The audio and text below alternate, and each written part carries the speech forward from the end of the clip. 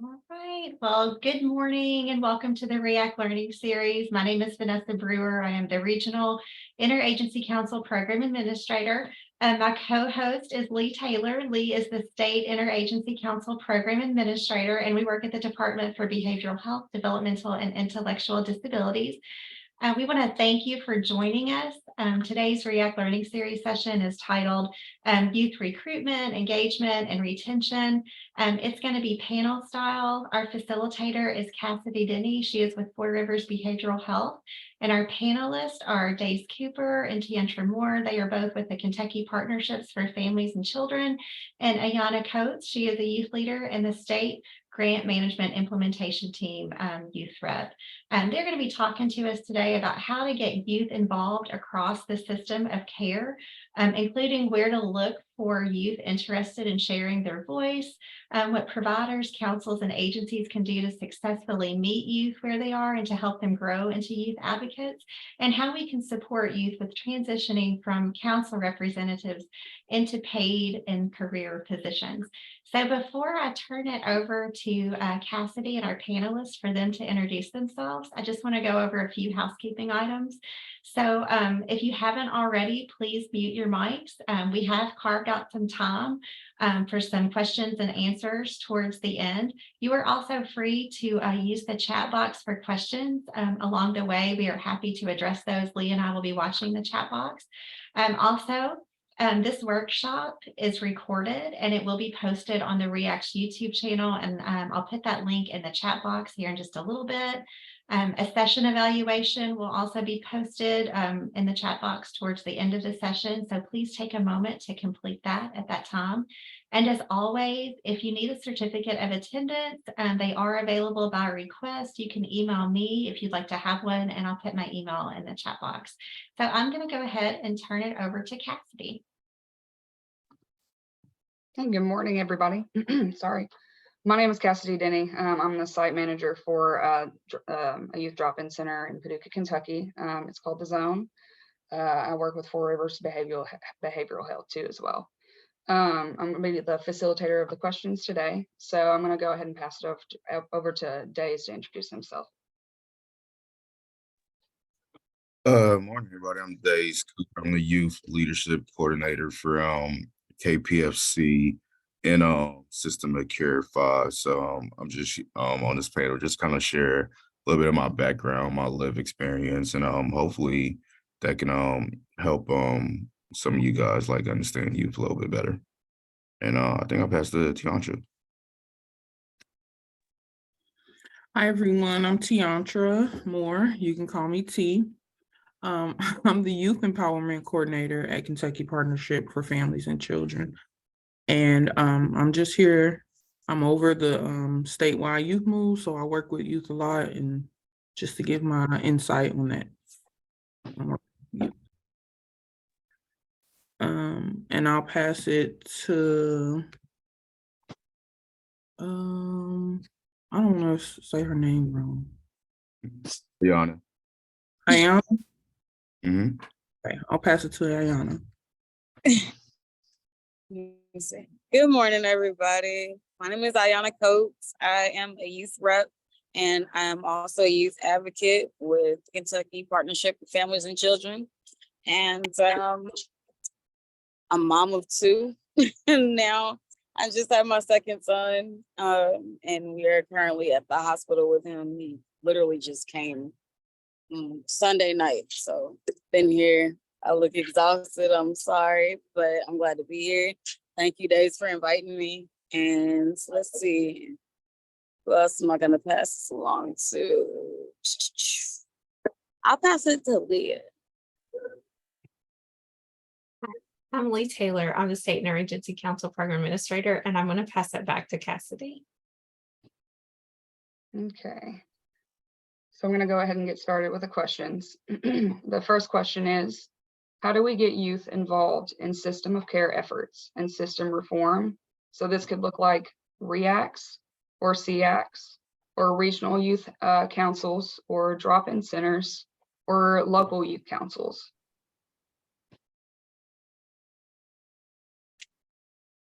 I'll go ahead and start off. I feel like the easy way to really like get youth involved is to really like kind of like have a conversation with them. So like I feel like when it comes to like reacts, regional youth council, drop-in centers, just like stuff like that, like they all have like a ultimate goal, like just something they're trying to like really accomplish. And you just got to see if that goal aligns with the youth that you're like trying to like reach out. Kind of like think about it like if you're interviewing somebody for like a job position, like you feel me, you want to make sure you get the right person that's like gonna like meet those goals. So like just try to like have a conversation with the youth and just see like if what they want is what you or like your organization want. And that way it's gonna be easier for them to like really be involved. Cause like I'll be honest with y'all, like it's super easy. Just like have a conversation with the youth. Like just having that conversation goes a very, very long way.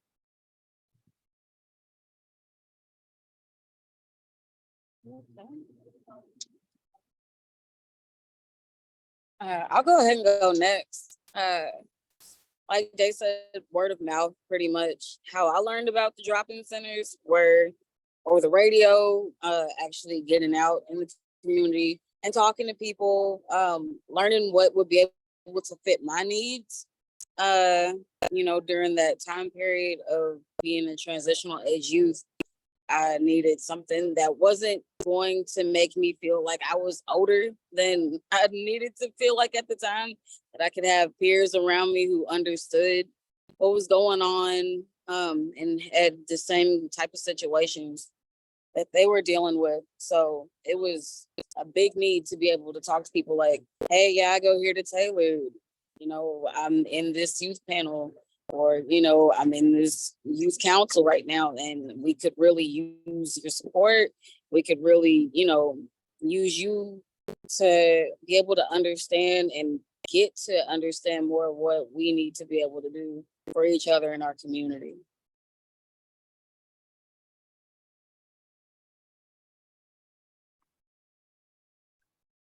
I'll go. Um, I would say to just piggyback off days, it really, you should have a conversation. That really is the easiest way. Also,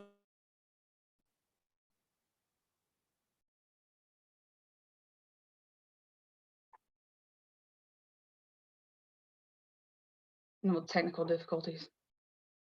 I think she's frozen. Oh, there she is. Okay. Andrew, you were frozen, so we just got to hear the part about a conversation and then it stopped. am I still frozen? Not now. Mhm. I think I might be on the wrong internet. Give me 1 second.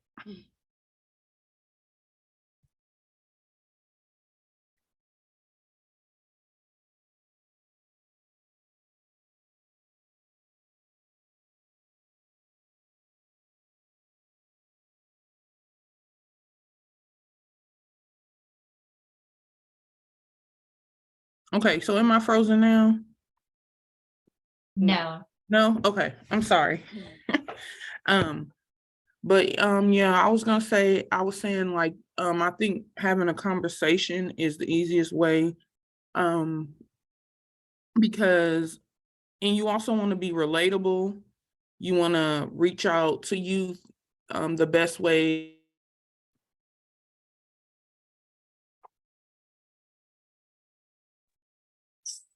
number, because they don't always read emails and things like that. But that's what I would say. Those things are important. Yeah. I think it's really important how you said, like reach them where they are, because a lot of youth don't check their emails. That is very, very true. But to kind of add on to that question a little bit, have you ever seen it done successfully? So you can share like real life examples or something that you've seen just in passing, but like just getting youth involved in the system of care. Have you ever like seen it done? Um, uh, I'm not even trying to toot our own horn, but I think KPFC does like a really good job of like just like kind of like getting youth like involved in like a whole bunch of like different activities. Like I'll say KPFC and our partners that we work with, just because it's just like super hard, just like to really like make that connection. Because Tiantra touched on it a lot. Like it's just hard to sometimes communicate with you because like we're all in like a business field, so like we know how to like like connect with like a coworker, reach out to a coworker. I'll go ahead, I'll send you this email. You're gonna go ahead, respond to this email, and we're gonna use like all this proper language. But like you were a lot more like just like laid back.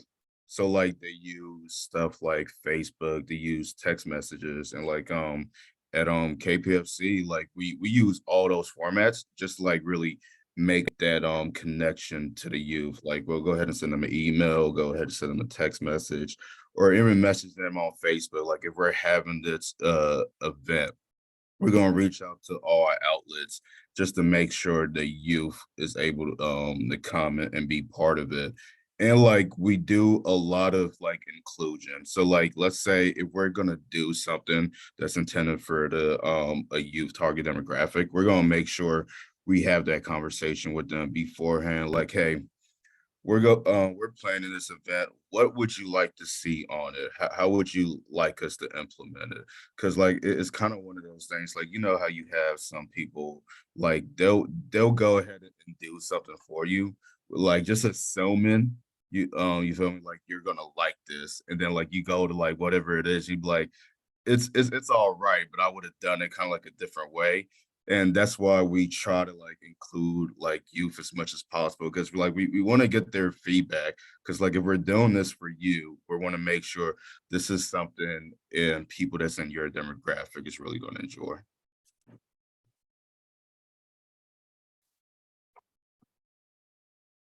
Yeah, that's pretty spot on. And just being able to kind of get involved actively with your center, and they provide the resources for you and workshops for you. I think that was the biggest thing for me. Being able to get involved was because we were just a bunch of kids who just needed somewhere to go. We just needed, like I said, people who we could relate to, a time where a space where we could get away and kind of just enjoy ourselves. We could work on ourselves. And we had these workshops with Stephanie Sykes Jones, and she came in, she was trying to get us to be able to tell our story and how we could be able to, articulate to people, hey, I've been through this. I hope you can understand. And I hope that we can make a way to make sure that either it doesn't happen to somebody else, or what we can do to make it better for people in this age group. And we can promote healthier kids and healthier families. And just being able to relate by doing small things with Stephanie in some of those workshops, and that she was able to communicate with us so well. Like, I have her phone number so I could text her, I could email her, whatever. And then, she did things like she brought in, I remember she brought in Play-Doh one time, and she was just like, just to hear, just think about what you need to say or what comes to your mind. And everybody was just like, I can't believe we're like 20-year-olds playing with Play-Doh right here, just kind of having a brainstorm session. But it really helps. Just some of the fundamental things that she would kind of implement on us, and that would help be able to, just kind of be an icebreaker. I love some of the icebreakers that we do in a lot of our meetings. I remember when we would have like the youth move meetings, and we would just be able to talk some things through without feeling so awkward all the time.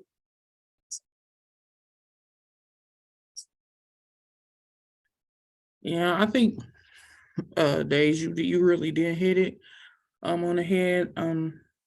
I think also like how you said we ask the youth, which we do. We ask them about anything that we're going to do, and I really believe that's important because the youth, they're the best advocates for themselves. They they've been through it, so that, they can give their experience on it. And I know sometimes, as leaders, we want to sometimes override or put our opinions in it sometimes, but they really are the best advocates for themselves. They know what other youth would like or wouldn't like.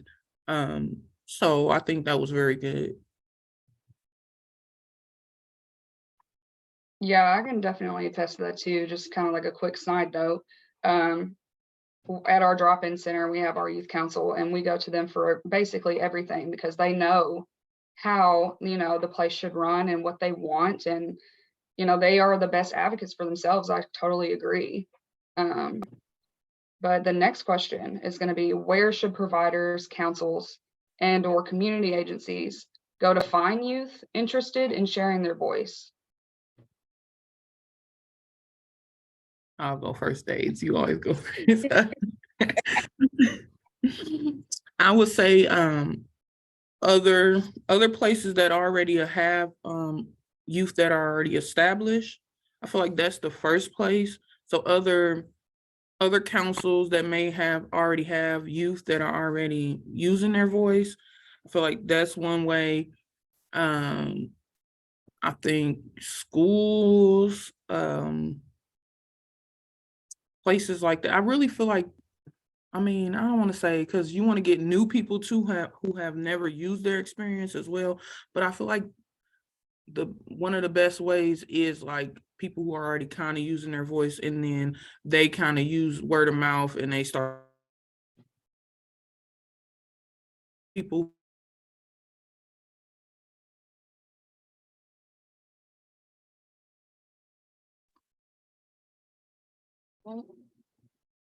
It's crazy because I'm at the office. I can hear Tiantra in the back, and she's killing it right now. But like the screen is just frozen. My bad, T. But Did they hear me? You cut Barely. out for a second. Oh man. Do Days, you how want your to, internet do you want working? to, do you want to go off video and see if that helps so we can hear you, even if we can't see you? Okay, yeah, let me try that. But Tiandra, the last thing that I heard, because I'm frantically taking notes because this is such good stuff, but I heard word of mouth and then it kind of froze. Okay, yeah, I was saying like, people, you want to look for people who are already using their voice, but you also want to get new people on board who have never advocated for themselves. So that usually happens by people who are already using their voice, and then they tend to hang around people who are similar to them, and then they start telling them, I'm advocating for such and such, and then they start to bring their friends along, and then that's how you grow it.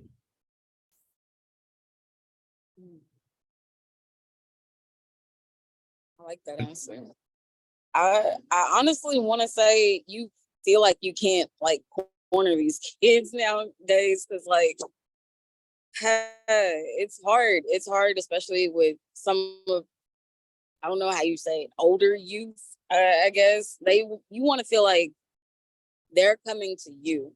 You don't want to feel like you're chasing after them because kids aren't gonna want to participate if you're trying to like make them a part of something. It's that whole rebellious stage. At that point, you want to give them choices, you want to give them options, but at the same time let them know that, hey, we're here, this is what we're here for, and we can help you, this is what we want to do for you.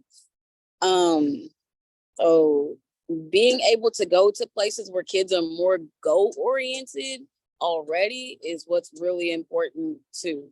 Because if you go to a place where, you might find that diamond in the rough kid who's like, yeah, I want to do something better, or I need this program, it's for me, or I want to be a part of something, bigger than myself.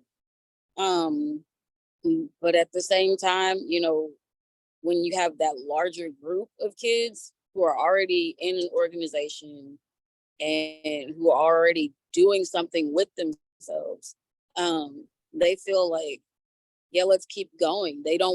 There's so many kids who don't want to feel stagnant in what they're doing, and they want to make so much progress in what they feel like is their own movement not only for themselves, but for like a whole bigger picture of, you know, their peers, their classmates, their friends, their families.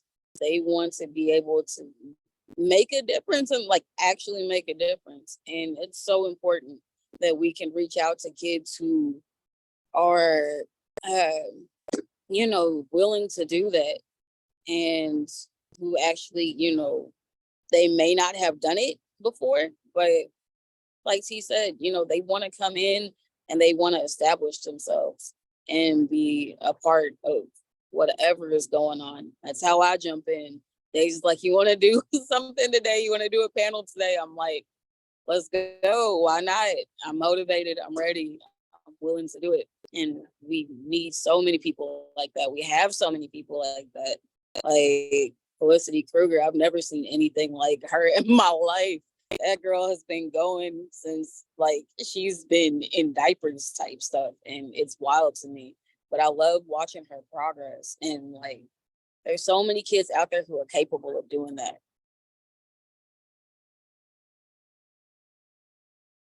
Yeah, I think both Yana and Tiandra make some really good points. Everything was really well said. But I feel like it also goes back to like kind of like that connection thing. Like if you need to know where to go ahead and like find youth that will like participate in all these like other organizations, you just gotta like you honestly just have to like just like ask around, like just talk to them, like, hey, if you see a youth that's like, yo, this person is awesome. I would like this person to be in my group, my club, my organization, or like whatever the case may be. Just like holler at them and be like, hey, I want you to be part of it. Once you get them involved, be like, hey, where can I find more people like you? Now, that's not like that doesn't mean you're gonna find somebody that's just like them, but they can still point you in the right direction to like their peers and be like, hey, this person probably isn't gonna be just like me, but we can get them there.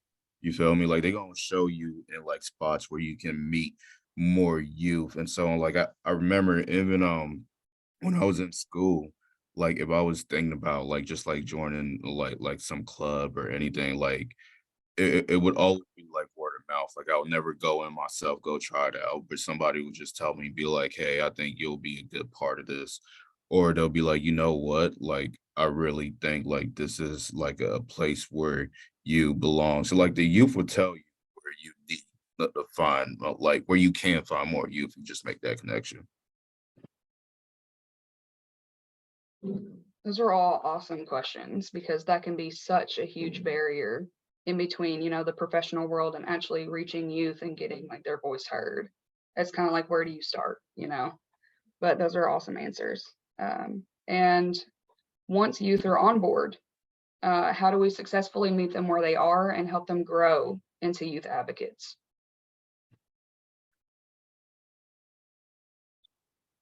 Ooh, Oh, you go ahead. me? Yeah, or you, I can go. I'll go. Okay. I'll I go. was like, I would say you meet them where they are by empowering them, because I feel like once they feel empowered to share their voice, their story, their experiences, even in the littlest, slightest way, that's you're going to see them grow, because once they feel empowered, they want to empower other people, because you know it's like it's a good feeling, like somebody heard me and listened to me, and what I've been through is valid, my opinions are valid. And I really think that's the start to meeting them where they are. You just empower them, you listen to them, you give them that space to be vulnerable as they want to be, and share as much as their experiences as they want to share. And it just grows from there.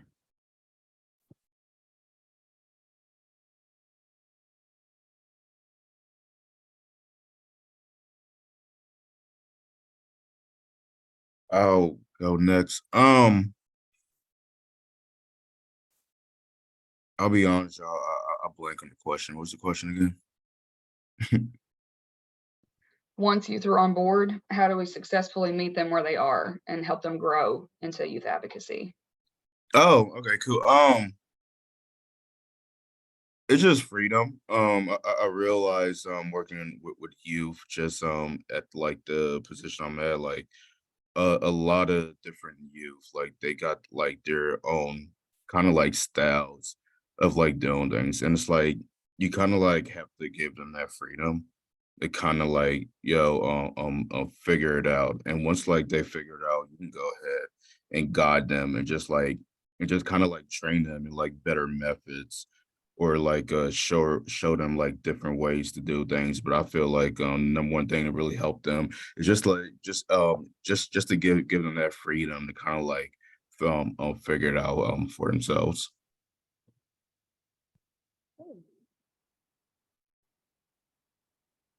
I'm sorry, y'all. My kid's doctor just came out and she started speaking to me. She didn't know I was talking to you guys. But from what I got, I definitely heard empowerment. I definitely heard that, just getting them actively engaged.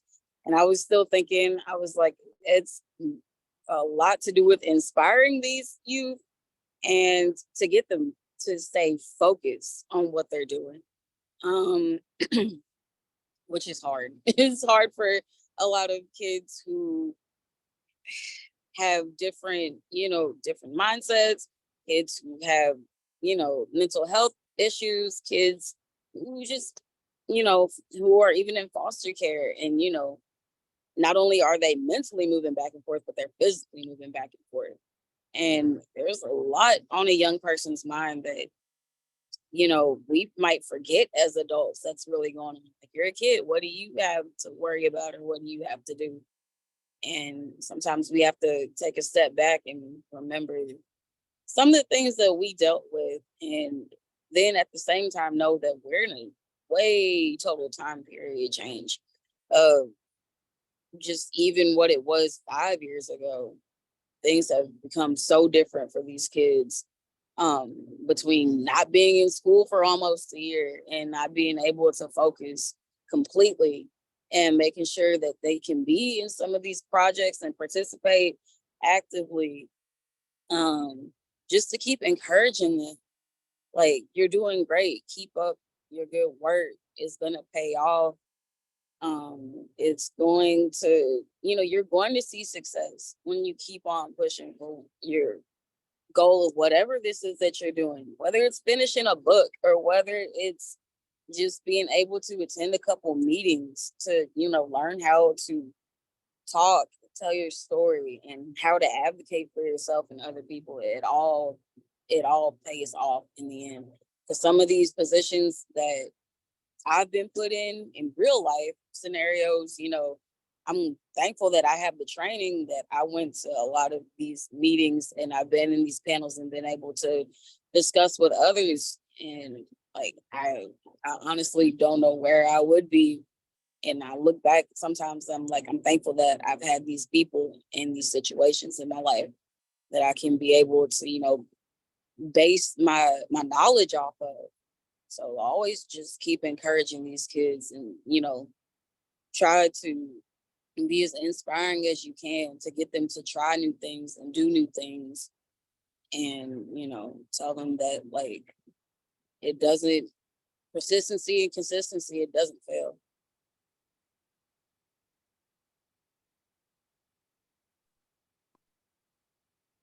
So Cassidy, before we move on, I see that Amanda has her hand up.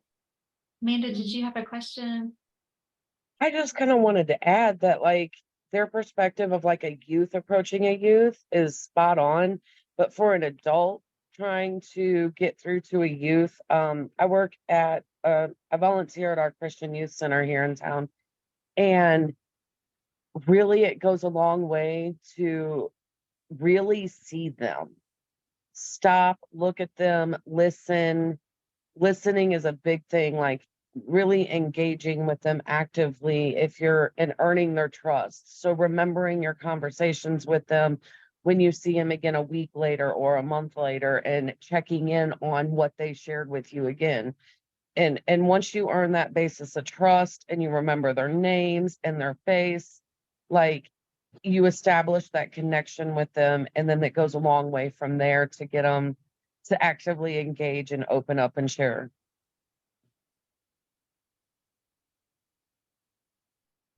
So I hope that helps from like a parent or an adult perspective trying to engage with the youth.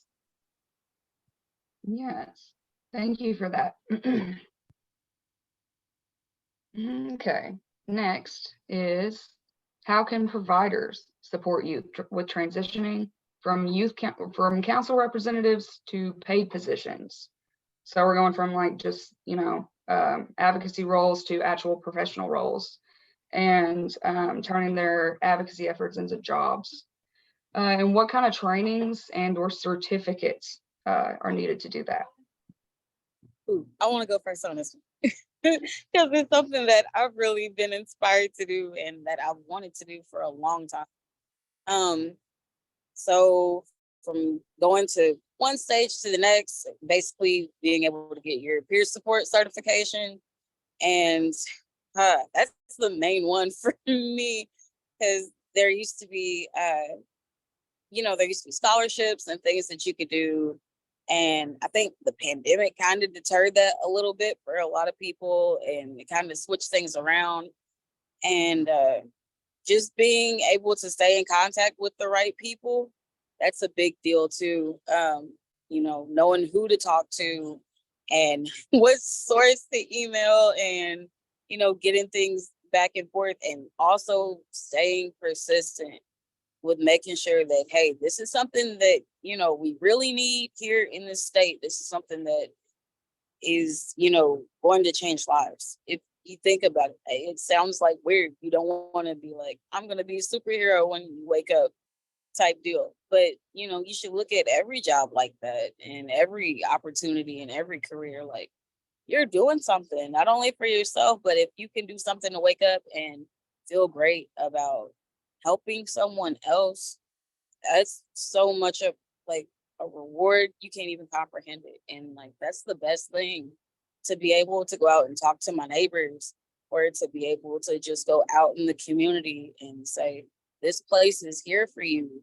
These people are here for you. This is what you are able to do. You have rights, you have things that are available, options for you, so that things don't have to be that rough. Things, we can help these families, these been in foster care, just knowing that, phew, it's a lot. But I'm sorry, somebody was trying to call me.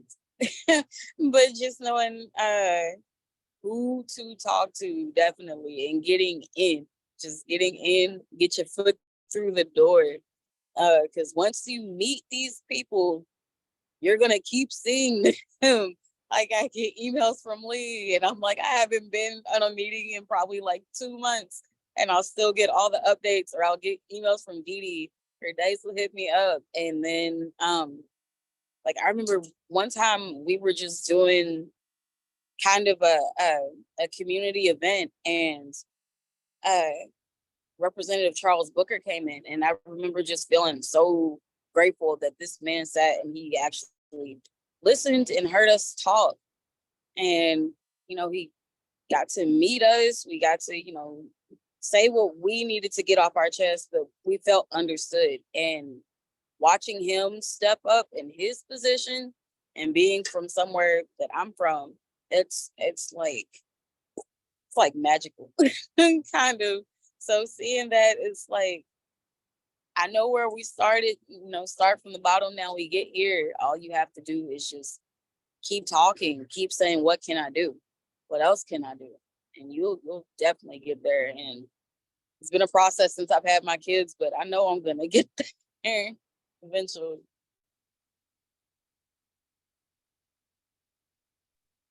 That was really well said, Ayana. I think one key thing, and I feel like Ayana touched on this,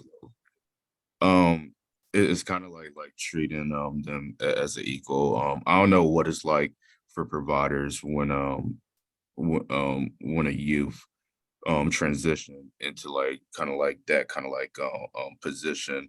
But I know for like a youth when they transition, it is kind of like it is kind of tough because like you kind of wonder like, do they see me as an equal, or are they still gonna like treat me as like somebody like with like my experiences, my background, like would I be able to make that adjustment? But I think the key thing is just like the kind of show like at least the youth that like you trust them and like they're here for like a reason. And like I think to make that transition even a whole lot easier is just like having that one go-to person that you can go to, that you can like talk to about all your issues, and that's like just gonna provide you, validate you, and also tell you if you're doing something right or if you're doing something wrong. So like it's just important like to have that like kind of like ally on your side that's gonna help you with that transition. Like that person is gonna like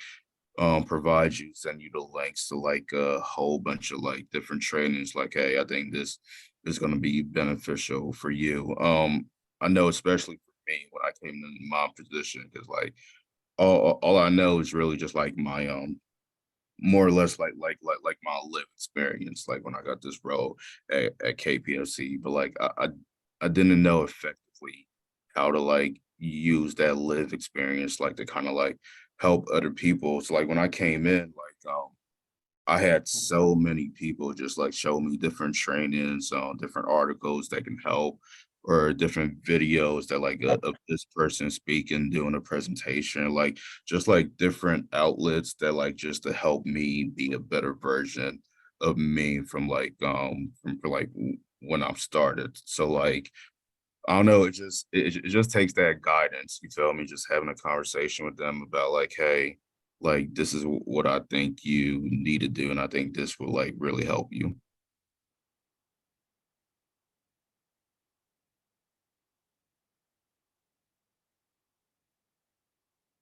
Yeah, I think that's good because, but a lot of more places I feel like are doing better at that, where they're starting to, use like your experience as years of experience. So it's like I feel like a lot of places are getting better at that, where they're not they're not minimizing the things people have been through. It's actually experience. Like some people don't have that experience going to school and getting a degree. You still don't have that certain type of lived experience. So I think that's really good that what they said though, where somebody to have somebody that can help you. But some even steer you to the right type of jobs. Because sometimes, even transitioning into jobs, you might just, kind of be applying for all type of things, but someone can help you look for specific things or send you specific jobs that you may qualify or may best fit you. I think that's good. Um, also, I think Ayana hit on that, like having a peer support, getting certified in that. Um, that's Leadership Academy, those type of things, getting certified in those type of things will be good too. Yeah, one of the biggest ones that I think of when I think of a job is peer support, because they're especially youth peer support. They're taking your lived experience and turning it into a job in order to help others. That's extremely rewarding. And studies have shown that people respond to peer support services so well. And it's just such a good transition for people to go from like an advocacy role into a professional role, even with like a youth coordinator position or just a youth advocacy position. That's so very important. And it's so like from a professional seeing a youth going into a youth peer support position, that is such an amazing feeling. And to be able to, help them along the way and have conversations like, hey, this was going to be great for you. Like, we're here for you. Make sure that they're supported and all the way around, like a wraparound care type of thing. So Awesome answers. I love it. A couple of extra kind of questions to go from that question are, what are the steps and who can connect them?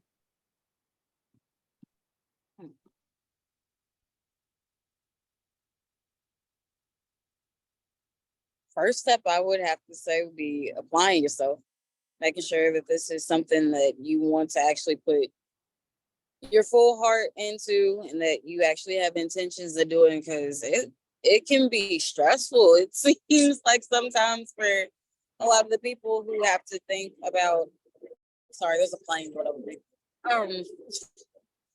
But all the care that goes into it. It's a caring position first and foremost. And then after that, being able to talk to somebody about what role you feel is best for you, because there may be some positions that you didn't even know about. Like, I remember a few years ago, they had just introduced one of the roles as state level youth coordinator.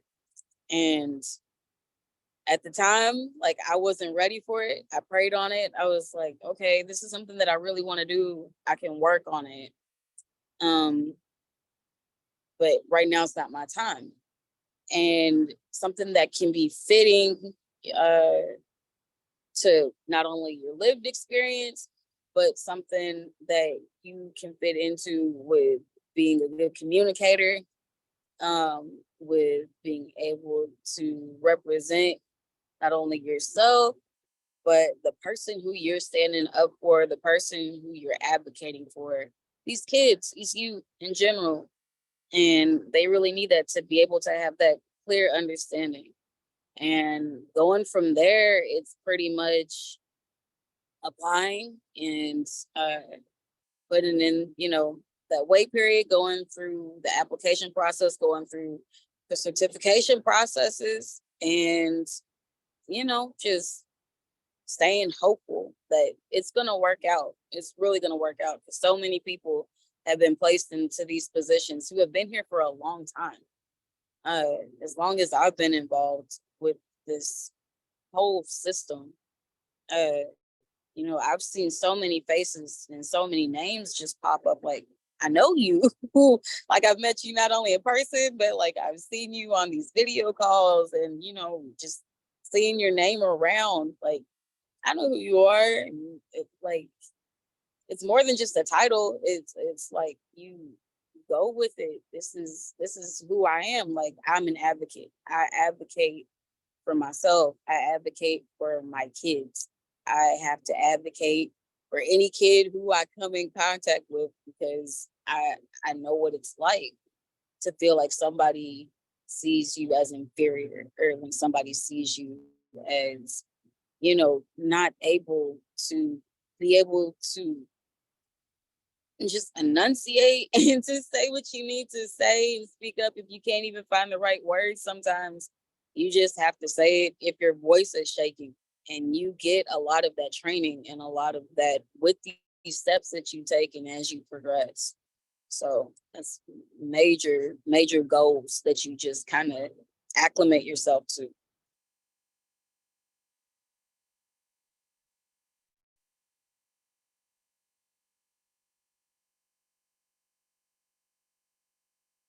I gotta agree with you, Yana. I think applying yourself is like really key, and it's just like kind of like believing in yourself that like you're able to like do this. Like, even though like you might have some people in your corner that's probably gonna be preying on your downfall, but it's like you're still able to like rise above all that and like just go ahead and get the job done.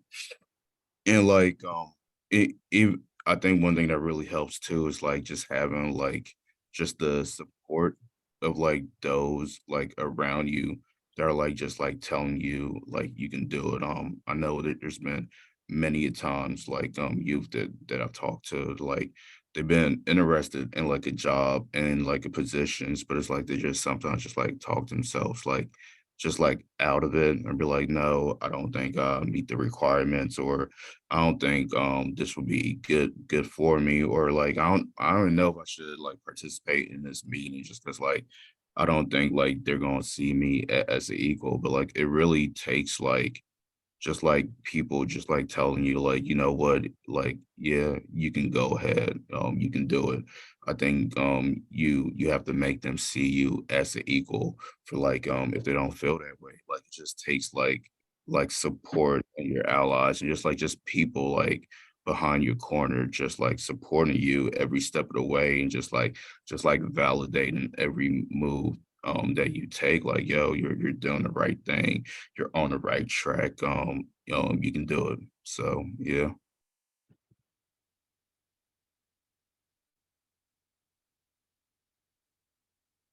Yeah, I think you both said all that needs to be said. But I feel like places to go would be like your community mental health center. They might can connect you to where to get certified in peer support.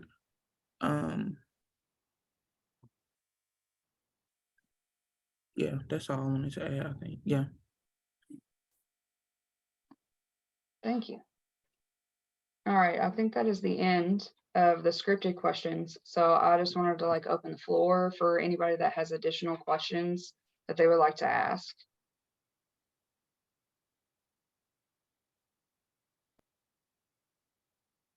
I have a question. So you guys were talking about, I know you talked about peer support certification and youth advocate jobs. Is there a way to get a list that we can share, like with REACTs or other system of care partners? Because sometimes you don't know what you don't know, but for our system of care partners across the state to be able to share this list with their partners and the youth that serve on their councils, just to be able to support them in moving into some of those positions when they're ready. So like, I'm sorry, Vanessa, are you asking for like a list of like peer support specialists, or? Well, like peer support, that would be like one of the suggestions or ideas, but the jobs that you guys mentioned, like if there are other like youth advocates, like in different agencies, the ones that you all are aware of, it might not be an all-inclusive list, but just to get our system of care partners thinking about how they could steer our youth representatives on these councils towards these paid positions. Mhm. I'm not sure that we all know what all of those positions might be. Actually, I think that's a really good idea because I feel like sometimes it is just like opportunity and not being like aware of those opportunities. So like, uh, I feel like it should be possible to make a list and maybe like just like send it out, just to make like those aware. I Mhm. remember it was Oh, posting like a lot of the positions on Indeed. So really just go in and type in Kentucky Youth Partnership for Families and Children, and a lot of those will pop up. Or even if you go to the actual KPFC website, at the bottom of the page, they will have, I think it's careers that are listed at the bottom of the site that you can go ahead and look at and get in touch with Carol Cecil, get in touch with Dee Dee Ward, and try to, apply yourself for it. There's always something out there. They're always coming up with something new to be able to make room for whatever is changing or whatever is going on in the world.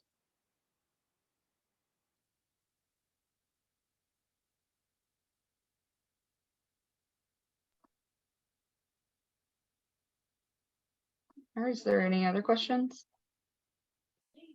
so I'm watching the chat box right now. And so one of the questions is there a flyer about how to get certified in youth peer support that you guys are aware of? Uh, I want to say at KPFC we do have a flyer on our website.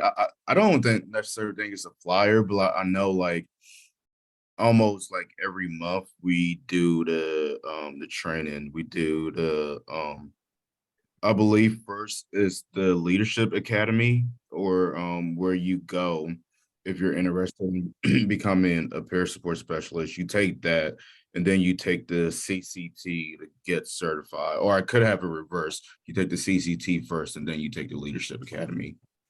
But like I believe we do that almost every month. I don't think we're doing it this month, but if you go on KPFC website, it's it should have all that info on it. Let me see if I can tell you guys when we're doing it again. So our next training is gonna be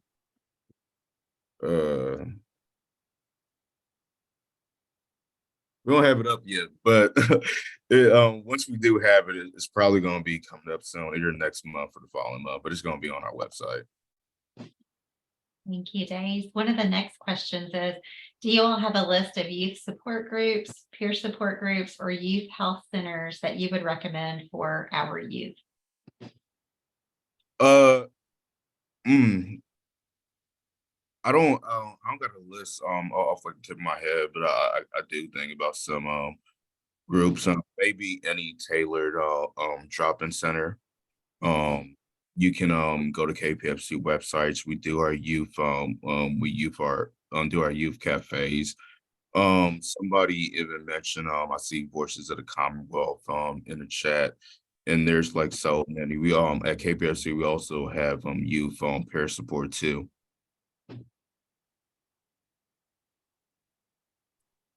Yeah, and we also have peer support centers throughout the state of Kentucky. Well, that's also on our website. Amanda, did you have a question? Yeah, I just feel like if we had like the informational flyers and things like that that we could get in front of the parents of some of the youth, because some of these children aren't going to know how to seek out the, you know, coffee chats or a support group, or, you know, it's still up to the parents to take the child to the places and encourage the child to participate at certain ages. And so if we had that information to get in front of families, maybe at some of our REAC informational booths, or if we had, I mean, even for example, for REACs to go around and get this information to the schools and ask the schools if they could distribute the information in their welcome packets at the beginning of the year, where all the information packets go out to all the families, you know, in that school district. I find that the schools are most of the time, they're pretty apt to get that information to the families for you.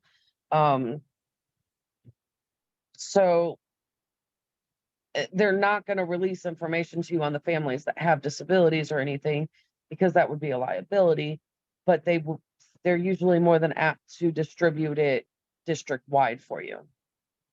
Mhm.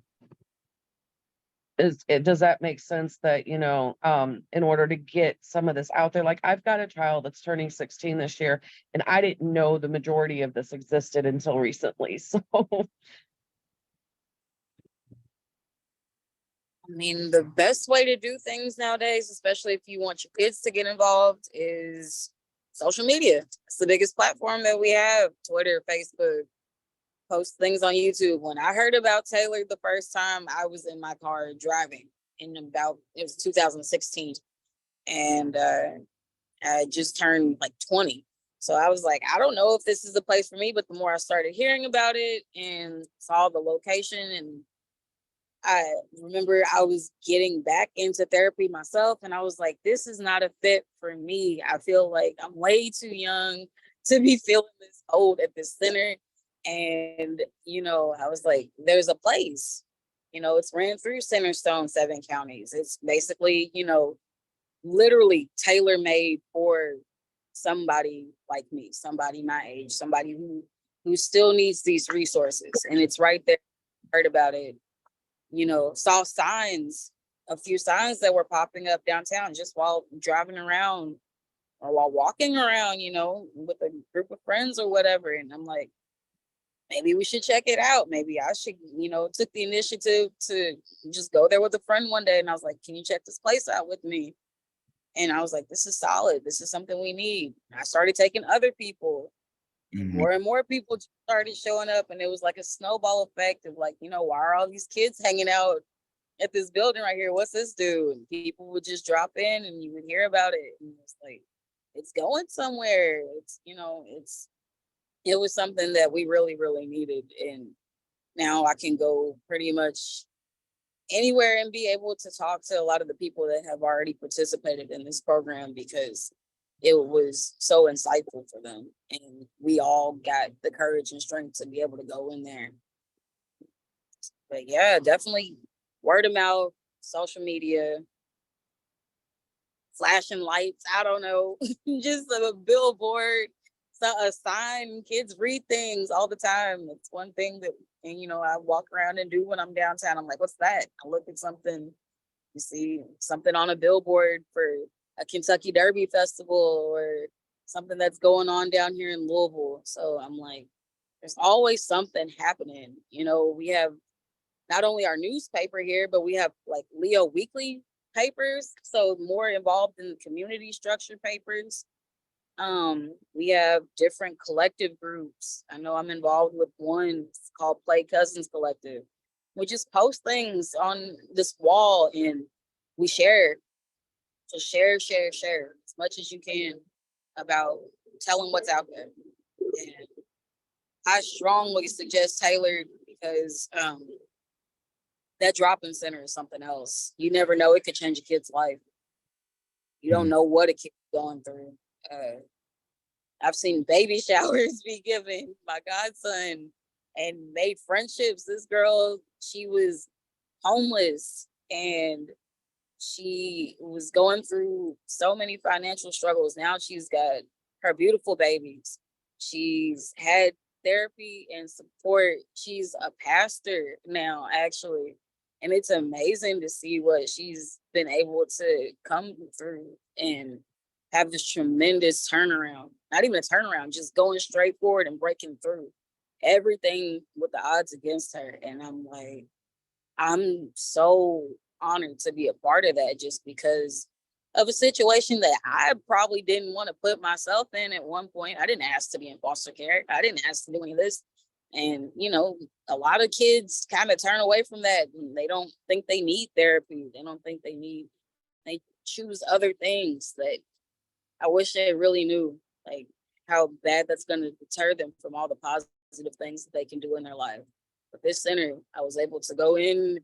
I didn't have my washer and dryer yet and wash my clothes, get something to eat, talk to a therapist, get medication, do arts and crafts, play Xbox, play foosball, get to joke around. It's a really positive setting, and we need a lot more of that, especially now.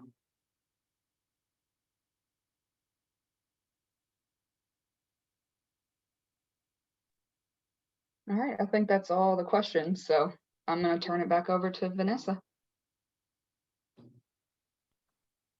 Thank you all.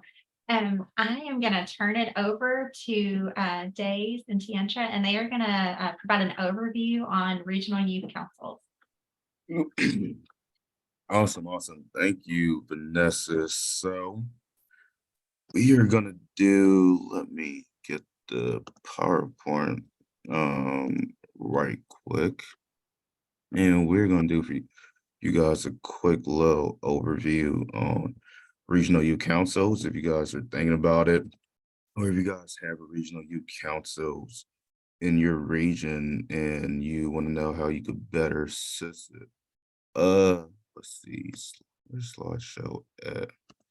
My bad, y'all. I hate using Google Slides. I prefer to use, there it is. I prefer to use PowerPoint. Cool. You ready, T?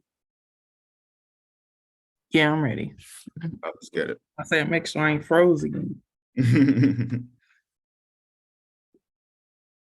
Oh, that's me. I'm sorry. What is a regional youth council? It consists of transition age youth with emotional and behavioral health challenges. And they recently have been supported by regional community mental health centers, usually through the IMPACT program. And the specifics are decided by the staff helping with the council and the youth attending. And this is real quick, this is the purpose of a regional youth council. And just to touch on a little bit on what Tiantra just said, a regional youth council, it's more or less just a place for like just like youth with common interests, just to really like gather, talk about stuff that's going on in their community. And how they can better help their community, share their life experience, and how they can help those in their community experiencing the same mental health challenges that they're experiencing. So like right here, the purpose of a regional youth council is to share your voice, contribute to your community, attain information for transitioning into adulthood, and learn about self-advocacy and leadership. So me and Tiantra, we both staff our council, Kentucky Youth Move, and that's the state level council that we have. And like we work on all of these, like these are all our goals with our council. We want to teach our youth how to self-advocate for themselves to be effective leaders. We talk about how what is something going on in your community that you will like to target. I remember at one meeting we have a lot of our youth to talk about when they were in school. They used to get bullied because of their mental health, and I remember we had a conversation about like, hey, how can we target that? Like that's something that still happens till this day. And they talk about, well, maybe we can go ahead and do a presentation to like local high schools talking about mental health challenges and like the stigma that comes to it. So like these are all like conversations that we have in that you would have at a regional youth council. And while you're having these conversations, you're also teaching the youth how to advocate and like ensure their voice. And when it comes to a regional youth council, you will like your regional youth council. Well, it'll really be ideal for your regional youth council to be youth driven. So like kind of like let the youth more or less like kind of like run the show. But here's the definition of youth driven. Means youth have a primary decision making role in the care of themselves as well as the policies, procedures governing care for all children in their community, state, tribe, territory, and nation. And that's the key to regional youth council. So for those of you guys that are interested in forming a regional youth council, we always recommend, because at KPFC, we always want everything to be youth driven.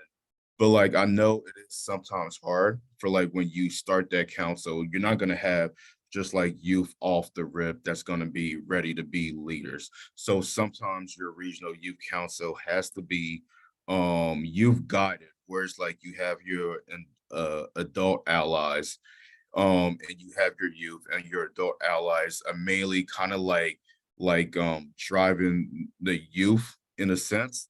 And it's kind of like they're giving ideas on like how the council is run. Like the ideas aren't coming from the youth, but like you guys are slowly gonna get there. Like you're giving ideas to the youth, you guys are talking about it, you guys are coming up with a goal and a plan for like how you should target your community, what we should talk about at this council meeting, and so on. Oh, and also, if you guys have any questions as we present, feel free to like just like put it in the chat. Leah, Vanessa, if you guys let us know if there's anything in the chat. Awesome, thank you.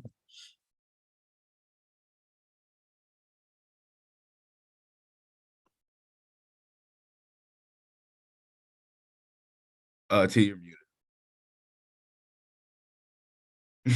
Days. When you're getting youth ready for your regional youth council, you want to make sure they're attending meetings, make sure they know their diagnosis, have a strong support system, and that there's someone at the meetings that they can trust, that they're comfortable speaking up in meetings, have access to a peer group with similar issues for peer support, comfortable taking on a leadership role, have valuable knowledge because of my experience as a youth, confident in being a voice for youth and children with disabilities, have the knowledge and skills to participate on committees and make a difference in my community and state towards system change. But they don't have to have all these things, but be working towards these. In the beginning, they don't have to be confident in all that in the beginning, but you want them to be working towards these things. And I would touch on what you just said too, T, because like I feel like the key here, because like if you look at it, everything we have listed, we have the word like comfortable, like more than a couple times, and it's like the key is really like when you're doing a regional youth council, is to really make the youth really feel like comfortable coming to these council meetings.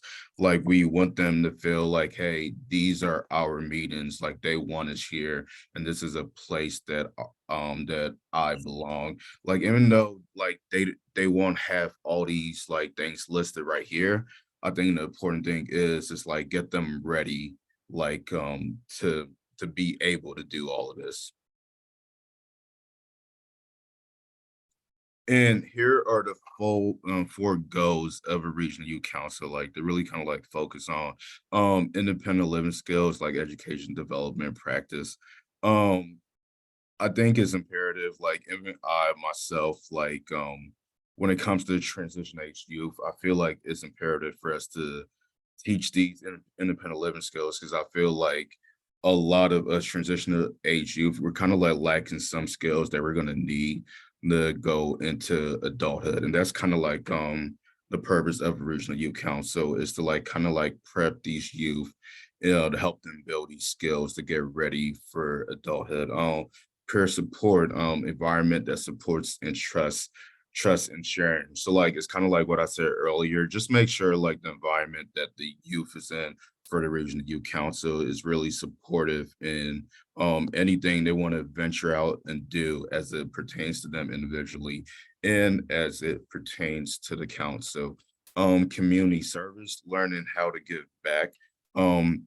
That's like one of the main purpose of the regional youth council. It's like, okay, we all want to come together because we feel like there's a issue going on in our community as it pertains to whatever. So like, how can we better help our community? Like, what discussions can we have? What plans can we make? What goals can we make to better help our community and go out and implement those? And leadership development.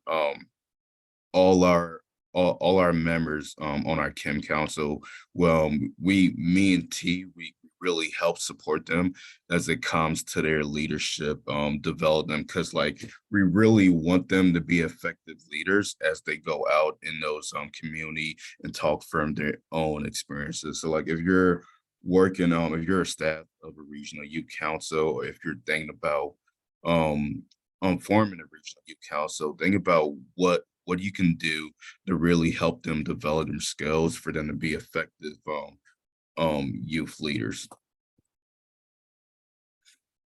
And this is so the role of staff support in the regional youth council.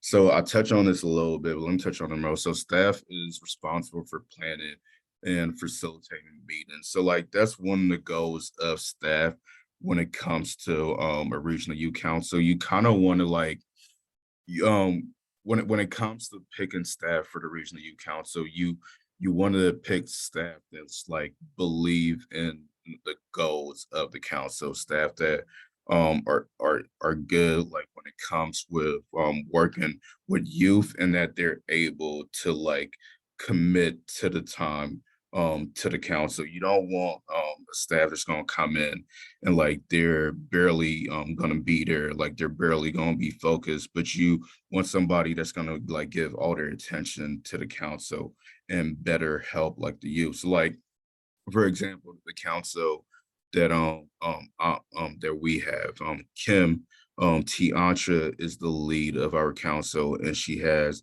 me and our other coworker, Jesse Dello, just to like kind of like provide support and assist to the council. So we all have different roles when it comes to like reaching out to the Kim members, when it comes to supporting them and when it comes to even making plans. So like you want to determine what kind of staff that you have on your council that's gonna better help them, or how many staff you should have. Our max capacity for Kim, what is it, Tiantra? It's like what, 18 or something like that? 18. Mhm. 18. Yeah, so like that's a lot of youth in itself. So that's why we have 3 staff, just so like you have enough staff that's able to give all the youth the attention they deserve. So like when you're thinking about forming your regional youth council, one thing to really think about is what kind of staff you have on it, how big your staff should be. If it's a council of just like 5 to 6 youth, then you could probably get away with just having like 1 staff or maybe 2. But as you go up towards like 18 or maybe even 20, like you might need more staffs, like just to kind of like help the youth a little bit better and teach them like all these skills that they might need.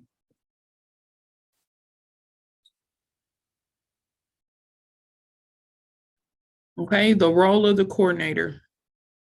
The role of the coordinator is more than logistics. So you want to support, the coordinator wants to be supporting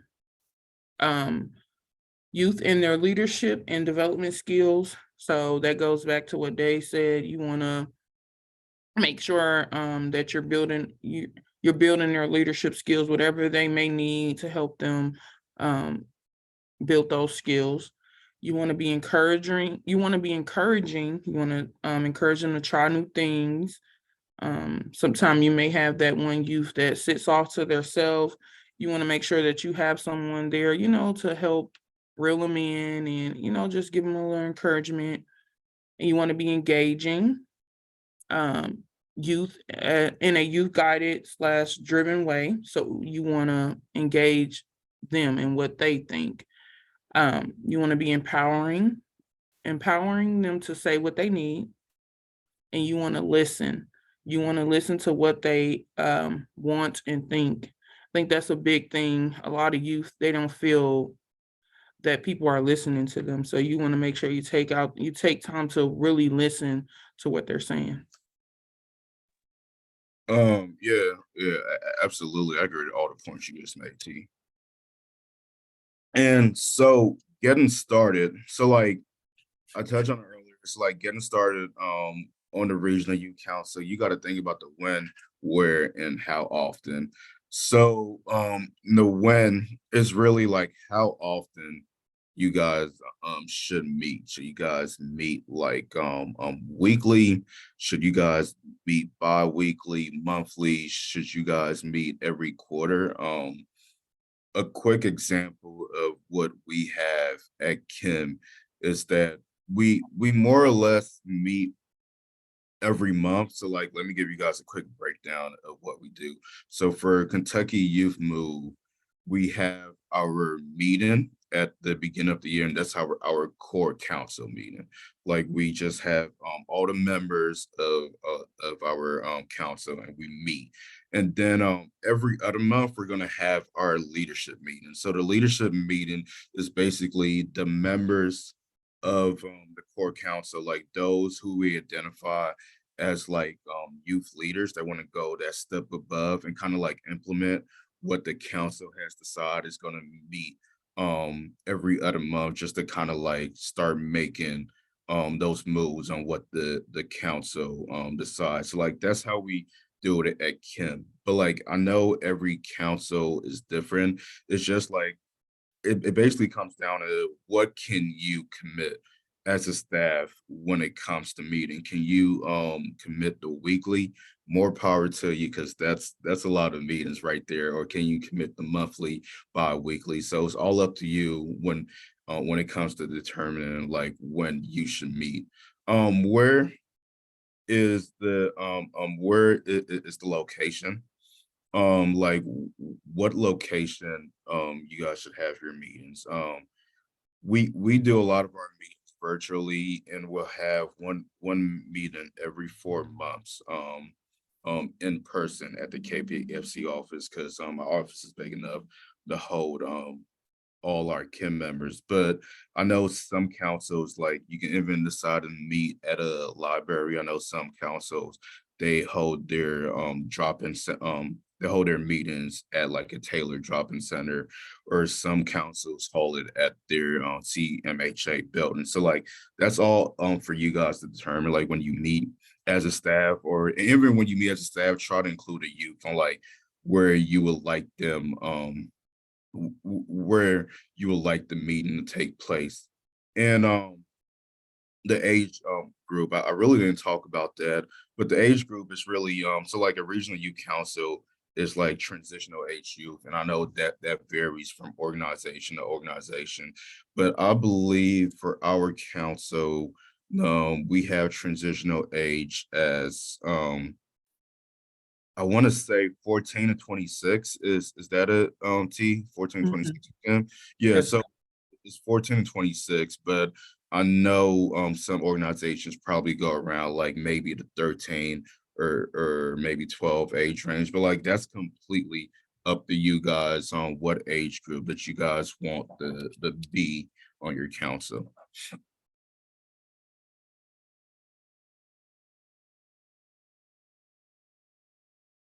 Okay, other things to consider when starting up your regional youth council. Staff wants to decide the best way to advertise or reach potential members. So do you want to do this by creating a one pager, creating a social media page, sending it out to all the mental health facilities and having them distributed? However you want, the staff wants to advertise. And then staff should decide how youth-driven their meetings and activities will be. Like Dave said before, sometimes when you're first getting started, it can be a little difficult to have it youth-driven. So, but that's the ultimate goal. So you want to figure that out in the beginning. And then staff will decide on starting with a regional-wide regional youth council, 1 or 2 counties or multiple. So do you want to do one, or do you want to have it in multiple locations? You also want to consider whether there be food. If so, what kind? How will you pay for that food? Also, if you want to pay if you want to have one of the youth lead it, do you want to pay them? You want to consider all those things when you're first starting up your regional youth council.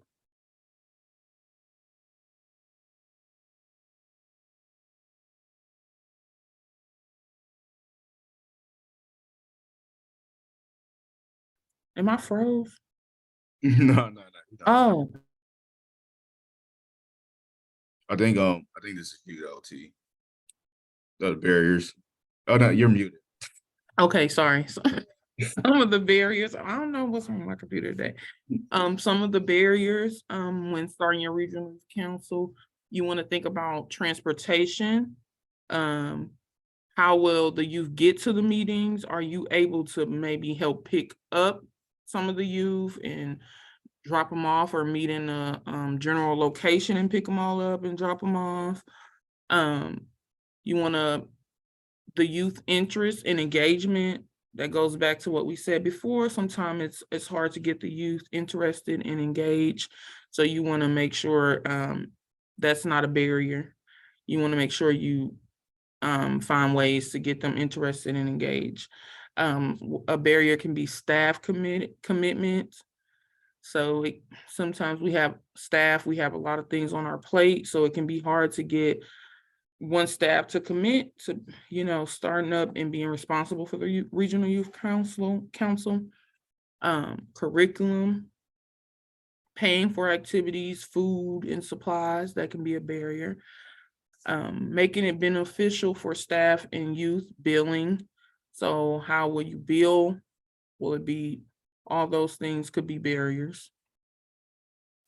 And just one thing to really add on to what T said, like I don't want these barriers to like really detour some of you guys that are thinking about forming a regional youth council, because like most of these barriers are just something like most councils like as they like get started, like get the grounds up, you kind of face. We just put this here just to kind of like let you guys know what to expect. We know in some regions transportation it's going to be super difficult because like you have youth all over the place. Like transporting them like to like a main place for you guys to have like your council meeting, that's going to be difficult. Same with like keeping the youth like interested and engaged, because it's like you never know. One minute like the youth like would be all engaged in the council, and then something might happen in their personal life or something might happen at the council, and they're like, you know what, I'm just not like feeling it. Like all these barriers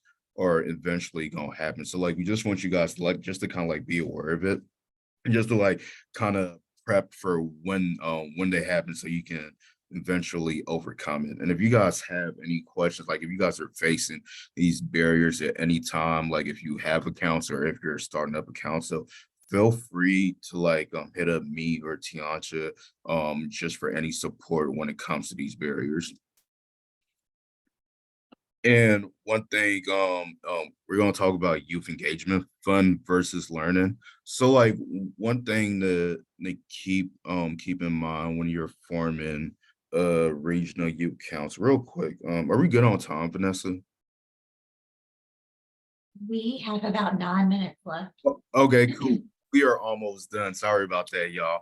But like one thing to really think about when it comes to like having a regional youth council is really the engagement. Because like I talked about earlier, you want to keep the youth interested, so they want to keep they want to keep coming back. So like one thing is like just like building that rapport with the youth.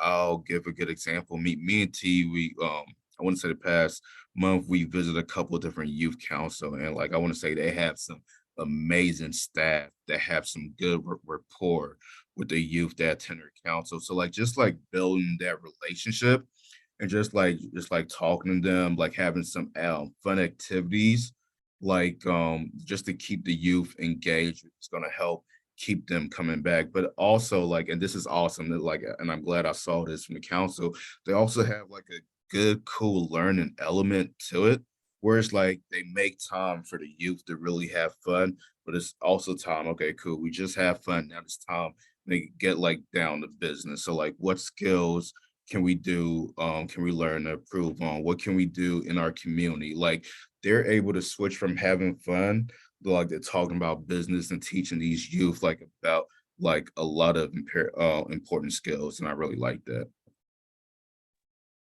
And I believe this is UT. Ideas for engaging youth. And this is how to keep them coming to the Regional Youth Council.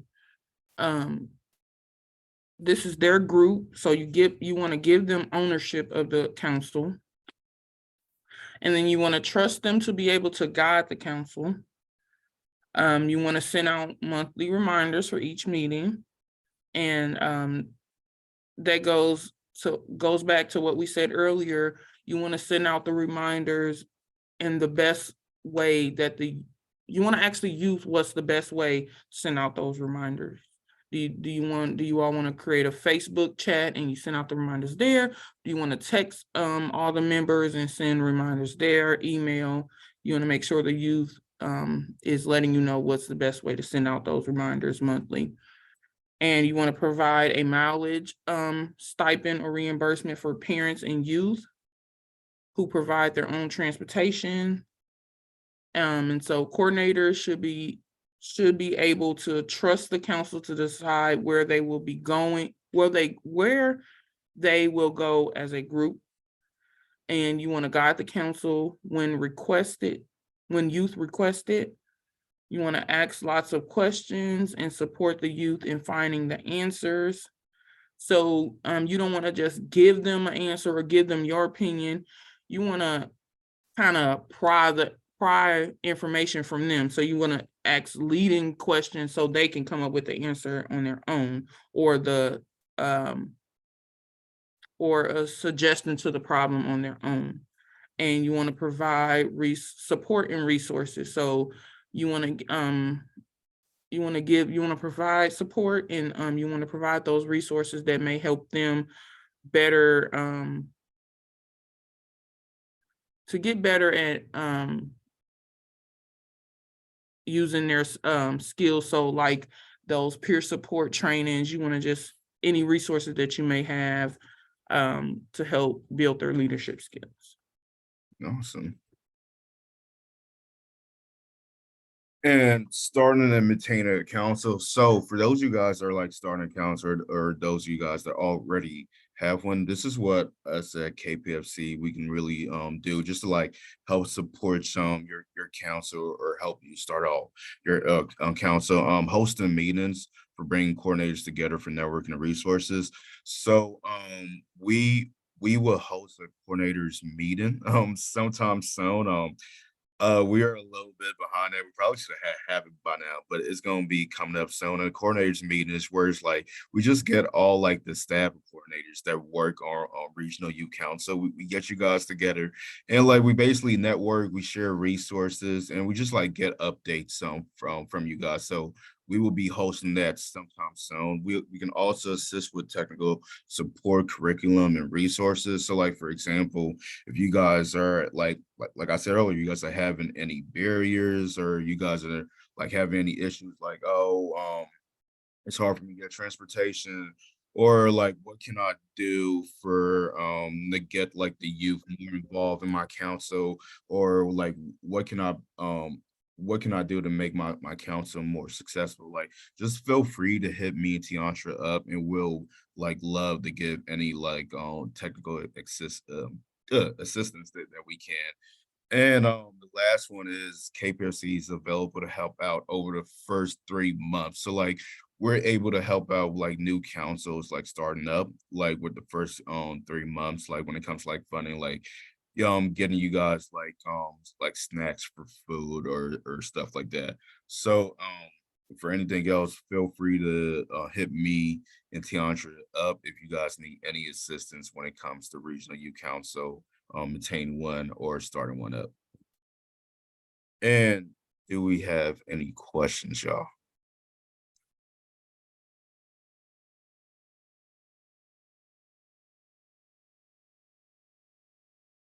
None?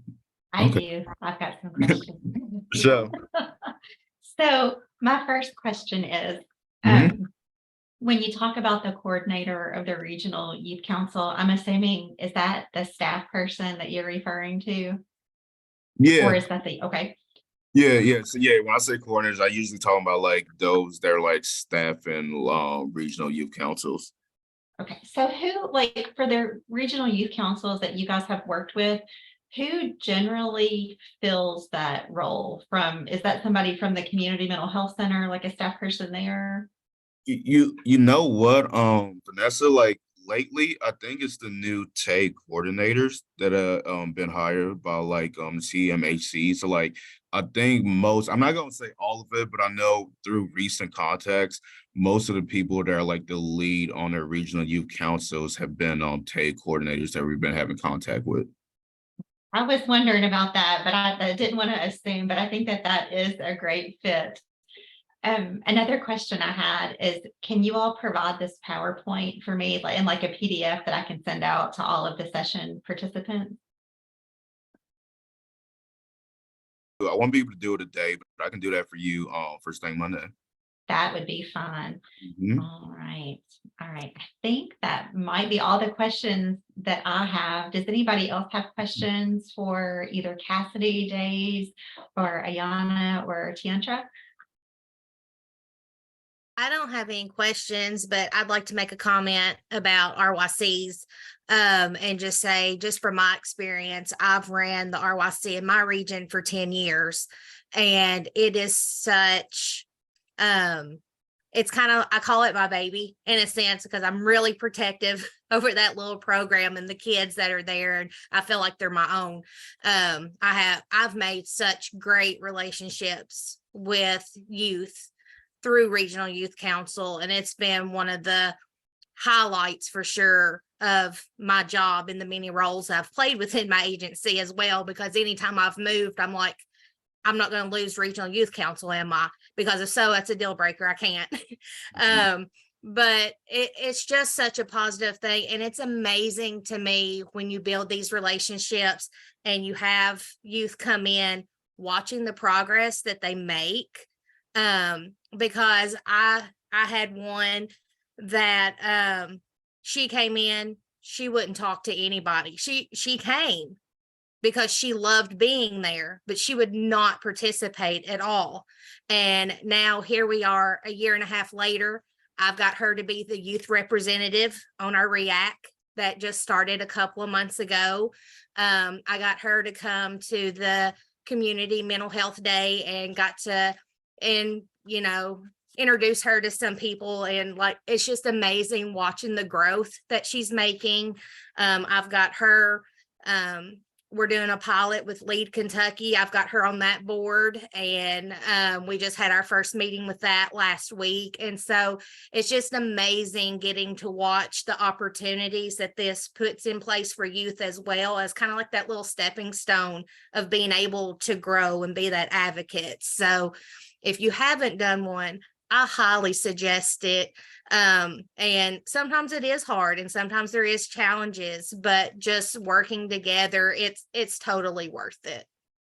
And Lacey, just like a huge shout out to you too. Me and Tiantra, we got to visit you guys the council last month in Barren River, and you have that council running so amazing. Like, it was so awesome. Like, we had like a really, really great time when we came, just like what you guys meeting, and just like the topics you guys were discussing was just like so profound. Like it was awesome. Really enjoy ourselves.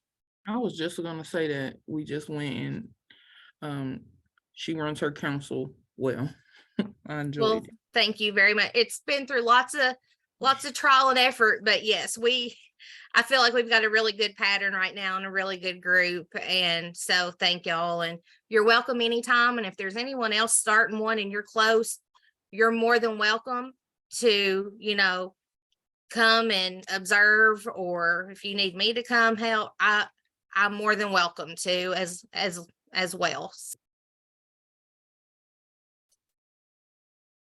Thank you. And I don't know if you guys saw in the chat box, but Michelle Cunningham had mentioned earlier that for this fiscal year, which just started this week, the REACs were able to secure funding from some federal funds that we got.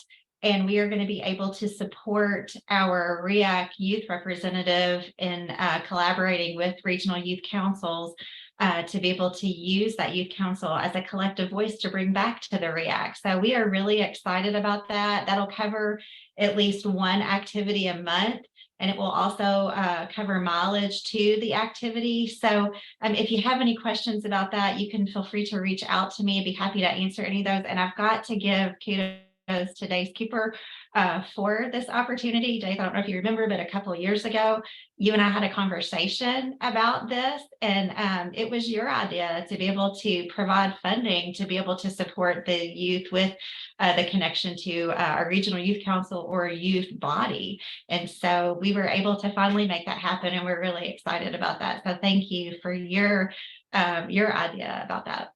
Awesome. Thanks, Vanessa. Sure. All right. I have put the session evaluation in the chat box. I've also put my email address if you need a certificate of attendance. Before we close today, I just want to give a huge shout out to Cassidy and today's Tiantra and Ayana for being with us today and providing this great information. I've had the privilege of participating in these regional, or not these regional, but these REAC Learning Series sessions for over 2 years now. And I have to say, I learned so much each time. This has probably been one of my favorite ones. So I appreciate you all jumping on here this morning and sharing this information with us.